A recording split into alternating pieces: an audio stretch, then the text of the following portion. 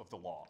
Trump's Twitter thumbs talked foreign affairs and football, and day one of Oklahoma's special legislative session is underway. This is OU Nightly.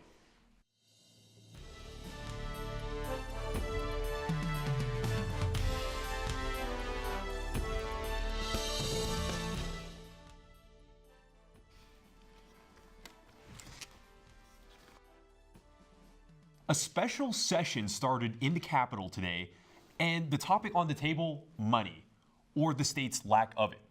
Oklahoma is in a $215 million budget shortfall, and representatives are scrambling to find a solution. That's right. Mary Fallin ordered this special session after the state Supreme Court overturned a cigarette revenue fee passed last session. The Supreme Court decision leaves Oklahoma in immediate need of funds. Fallin encouraged representatives to consider possible long-term solutions for the budget hole, as well as consolidation of state government and teacher pay increases. And representatives gather in the special election with the same goal in mind: to fix that budget deficit, but with different ways to achieve it. One big moneymaker for the state would be reinstating the cigarette fee as a tax, which makes it constitutional. The most realistic course would be to pass the actual $1.50 cigarette tax. I think we get a lot of wins with that. We get the revenue from that to help fill that hole. But Norman's representative Emily Virgin says the budget shortfall needs more than a cigarette tax. Is filling this budget hole with long-term sustainable recurring revenue. And a cigarette tax alone isn't going to do that. We have to focus not just on the cigarette tax, but on other revenue-raising measures as well. Like what? Are pushing an increase in gross production tax on oil and gas from 2% to 7%. House Democrats and Republicans are at a stalemate, but are hoping to come to a compromise in this special session. Joe, I don't know about you, but that overcast weather this morning, I was hoping that it would be cool. Yeah, I had a jacket on this morning and everything, and I was wrong. But then you go outside, and it is so hot, so toasty, so humid. Can we hear more about this week's weather? Well, guys, if you did enjoy the hotter weather that we did have with the overcast, I got some good news in for you. Actually, we do have a cold front that's moving in. If we take a look at the radar first, we do have showers that are moving up to the northeast. These showers are going to bring us some rain overnight and into the evening. As you see right now, about 8:45 is where this is timestamped, and that is when we are expecting to see this cold front start to move into our area, give us some rain this evening, and then it's going to move on out. But we're going to have plenty of rain coming up during this week. We have this cold front moving in, a rainy start to week, and we are going to get a break from the 80s, but they're coming right back. More later. Thanks, Michael. I like the sound of that rain. Harlee Toothman is in the news center now with more on Trump's weekend tweets that got North Korean leaders and U.S. athletes talking. Harlee? North Korea's top diplomat says President Donald Trump's tweet was a declaration of war against his country. Foreign Minister Ri Yong-ho says Trump's message on Saturday gives North Korea every right for self-defense under the UN Charter. Trump's tweet refers to Kim Jong-un as Little Rocket Man. The president said Kim and his leadership won't be around much longer. White House Press Secretary Sarah Sanders says that the U.S. has not officially declared war on North Korea. A U.S. district judge sentenced former Congressman Anthony Weiner to 21 months in prison for sexting with a minor. Judge Denise Coate says in addition to the teenage sexting scandal, Weiner was in contact with 19 other women. Upon hearing the sentence, Weiner hung his head and cried. In addition to jail time, Weiner was sentenced to 3 years of supervised release. Over the weekend, President Trump chimed in on NFL players taking a knee during the national anthem.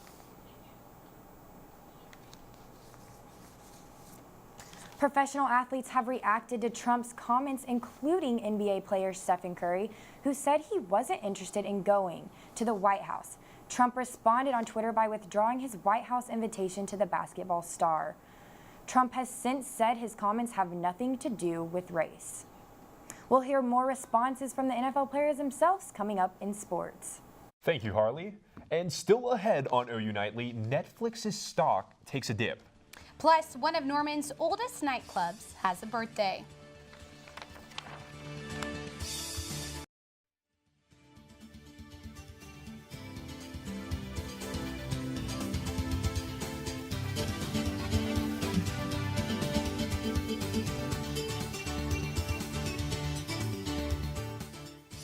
to OU Nightly. 2017 marks the 40th anniversary of one of Norman's oldest nightclubs. OU Nightly's Blake Hardman hits the dance floor to meet the man behind it all.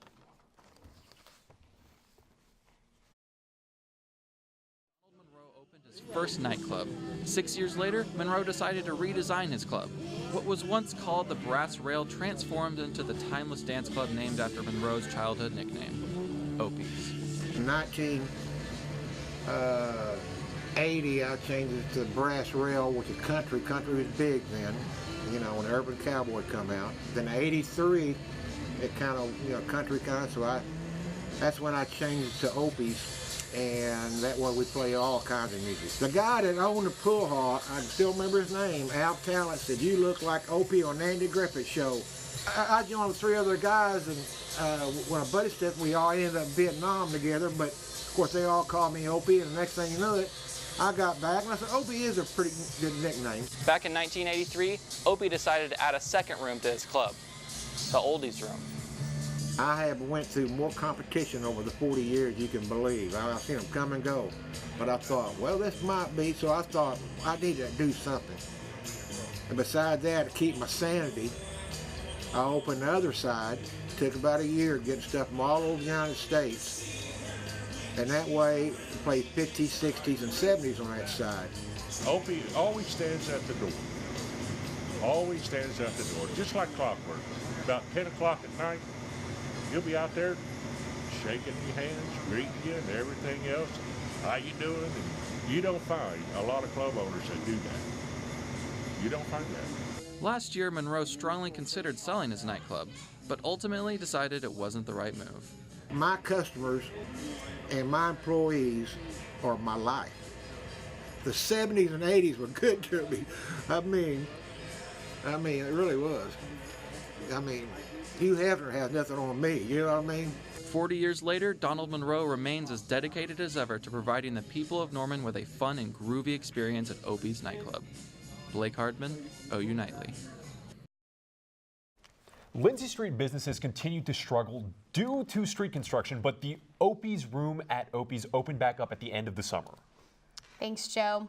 And in case so you didn't know, Chipotle just can't seem to catch a break when it comes to food criticism from customers. Abby Green joins us in the studio with more. Abby? The launch of Chipotle's new queso product has put the restaurant once again in the spotlight. With the company's history of food safety issues, customers along with investors are now more prone to criticize the brand, especially after the launch of the new product. One industry analyst thinks the company may have been more successful had they released the product more slowly and with less publicity. Marketing insiders believe Chipotle should be more responsive when customers are displeased. Netflix could be headed for some hard times when it comes to content. 21st Century Fox recently added more inventory to its FX Plus streaming service. That caused Netflix shares to drop more than 4%. Investors are concerned because big studios are reclaiming old shows that reduces what Netflix can offer to its subscribers. Disney announced last month that pulling movies from Netflix in effort to launch a direct-to-customer service in 2019. And a new upgrade for Mac computers is finally here. Apple released its latest operating system today, and it is so-called Mac OS High Sierra. The company says this will improve stability and improve the quality of video streaming. The new system promises to improve the editing and organization of photos and offers faster file retrieval. It also adds features for developers to better use technology, such as machine learning and virtual reality. And I don't know about y'all, but I think OU students could definitely benefit from this upgrade. I hope Absolutely. so. I went to the virtual reality lab this morning in the library, and I was blown away by that technology. It is so cool and so impressive. It really is. That's awesome. All right. I'm excited about it. Me too. Me too. And the fatal police shooting of Magiel Sanchez, a deaf man, last week has stirred up some engagement in the Oklahoma City community. OU Nightly's Will Cornelius joins us now from Oklahoma City with more on the aftermath of the shooting. Will? That's right. I was here yesterday with protesters who were here in support of Magiel Sanchez. Community leaders are searching for answers today. Kept alive. Anger, loss, confusion. These are the feelings of the protesters gathered at City Hall on Sunday in response to the death of Magdiel Sanchez. We should have started this moment with a moment of silence, because it had to be a very fearful moment in silence. Sanchez was shot by Sergeant Christopher Barnes after not complying with the officer. Sanchez could not hear him. He was deaf. The first thing I thought was that there was a communication barrier. That was my first thought. Chris Riegel is a representative for Deaf Grassroots Oklahoma. He believes police can improve how they deal with any situation. The most important thing is to know that communication is required between two people. From City Hall, the crowd marched toward the Oklahoma City Police Department. Community leaders tried to have an OKC PD representative come speak to the crowd, but none were available. Through a day of mourning and protest, one message rang clear: to continue to fight. Right now, community leaders are discussing with Oklahoma City police representatives to set up meetings so that they hope that nothing like this happens again. Joe, Sammy, back to you in the studio. Thanks, Will. Still ahead on OU Nightly, NFL players had some responses to President Trump's comments. Plus, Michael Bowling is standing by with the weather. That rain is still off to our west, but it is coming in very shortly. I'll let you know when next.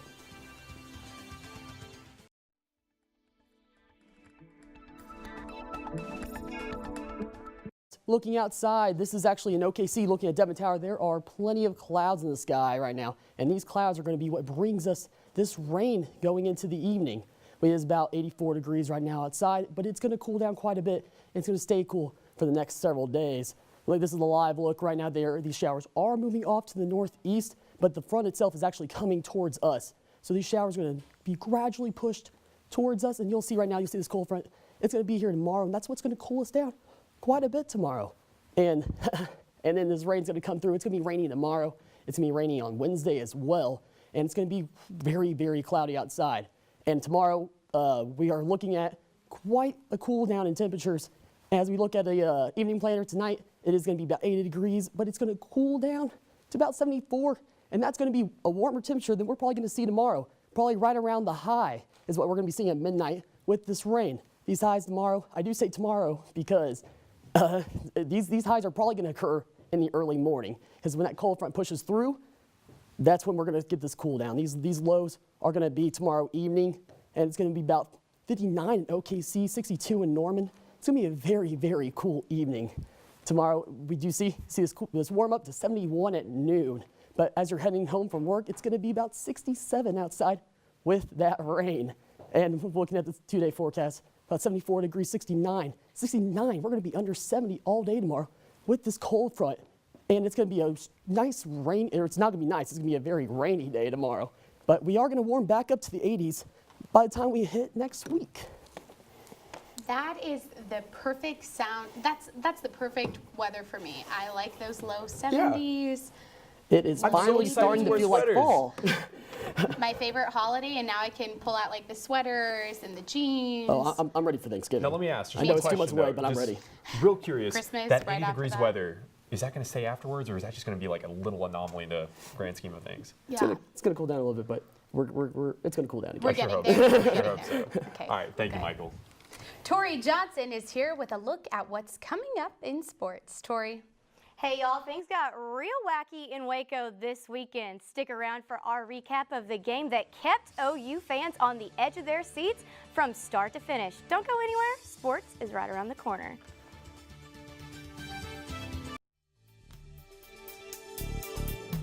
A sitting U.S. president refers to silently protesting NFL players as SUBs who shouldn't be fired. There is no way to simply report on only the actions on the field. Following President Trump's comments Friday night, NFL teams fired back quickly and silently. 3 teams, including the Steelers, decided not to take the field until after the anthem. Tackle Alejandro Villanueva broke ranks. With his teammates' approval, he fought on the front lines overseas as an Army Ranger. But elsewhere, players, coaches, owners, and staffs locked arms in silent protest against the president's words. Comments from the President of the United States of America have been very divisive for a long time, and I think that it's very interesting that he condemned the protests, the silent protests of our players who are protesting the injustice and bigotry and racism that has plagued our great country. The national anthem and standing for the national anthem and looking at the flag with your hand over your heart is a unifying thing that should bring us all together and say, you know what, we know that things are not where they should be, but we will continue to work and strive to make things better. Were favored by 4 scores heading into Waco, although the winless Bears had other plans in mind. Baylor kept the Sooners from getting comfortable throughout the game, including a 3-point lead late in the 3rd quarter. Baker Mayfield and company responded to the challenge, and my man Reagan Ledbetter was there and has your recap from McLean Stadium. Wake-up call. That's what the Sooners are calling this one after just an 8-point win over the winless Baylor Bears here in Waco tonight. OU got off to a hot start with 21 points in 7 plays, but Baylor played their best football in 2 years to keep the game close and give the Sooners quite the scare. You know, we're very, very excited about the win. That was probably the biggest message to our guys in the locker room. Winning's hard, you know, and you can't take it for granted, and we're damn sure not too good to appreciate it. It opened a lot of wounds from last year. That's the disappointing part for us, and that's what's concerning. You can never take your foot off the gas, and so I think for us it's just about, it doesn't matter who we're playing, what the score is, down and distance, you got to go do your job at a high level. Well, week 1 of Big 12 play is in the books for the Sooners with a big 49-41 win. For more on the Sooners' 4-0 start, check out tonight's Sooner Sports Pad. Host Kenneth Adair joins us with a preview. Kenneth? Hey, Tori, we have a Heisman hopeful in the house tonight. Sooners quarterback Baker Mayfield and fullback Jackson Yules will be our in-studio guests. We'll talk passing, pressure, and playoffs with the star QB, and Jackson will tell us what it's like being on scholarship this fall. Plus, you can relive a road trip to Columbus with our traveling sports crew. We're live on Fox College Sports Central at 7:30 tonight. And you can catch the replay on Fox Sports Oklahoma or right here on OU TV tomorrow at 5, right after our newscast. Tori? Thanks, Kenneth. Should be a great show. And hello, Carmelo. Thunder GM Sam Presti pulled off another big deal, bringing in the high-volume shooter and scorer from the Knicks. OKC says goodbye to Enes Kanter, Doug McDermott, and a second-round pick, but Thunder fans cheered Anthony as he arrived in OKC. And some of them made him feel welcome while wearing his infamous sleeveless hoodie. Oh, he better be playing like that this season. It's going to be an amazing year for the so Thunder. excited. Guys, you think Kevin Durant's going to try to jump back Try on? to get back? I don't think they want him back. I don't think we do. We don't like that. No. Well, thank you, Tori. Yeah, thanks, Tori. Still to come on OU Nightly. One Australian's way of riding a train is certainly crazy. We'll have more next. I'm Taitum Wilson at the OU Nightly Update Desk. U.S. Senator James Lankford, an OKC Republican, introduced legislation today that would give young undocumented immigrants a merit-based 15-year-long path to citizenship. The Succeed Act is the Senate's first attempt to remedy the decision made earlier this month to end DACA. That's it from the Update Desk. Back to you in the studio. Thanks, Taitum. We'll talk about a crazy train. Actually, more like a crazy man doing a crazy train surfing stunt. An Australian 23-year-old is in hot water after he was caught riding on the outside of a train going nearly 70 miles per hour. He was standing on a narrow ledge with nothing to hold on to but a windshield wiper. While the ride only lasted 4 minutes, the man was arrested at the next stop and now faces a trespassing charge. That That is crazy. I don't know about you, but that video, it's such a narrow ledge. I don't know how he did And it. only 4 minutes. Like, 4 minutes is a long That time. one felt very long. Hope it was worth it though, because those trespassing charges. Can you imagine being in the car, driving by, taking that? Well, thank you so much for watching OU Nightly, brought to you by Gaylord College at the University of Oklahoma. We'll see you back here tomorrow night live at 4:30. Have a great evening. Good night.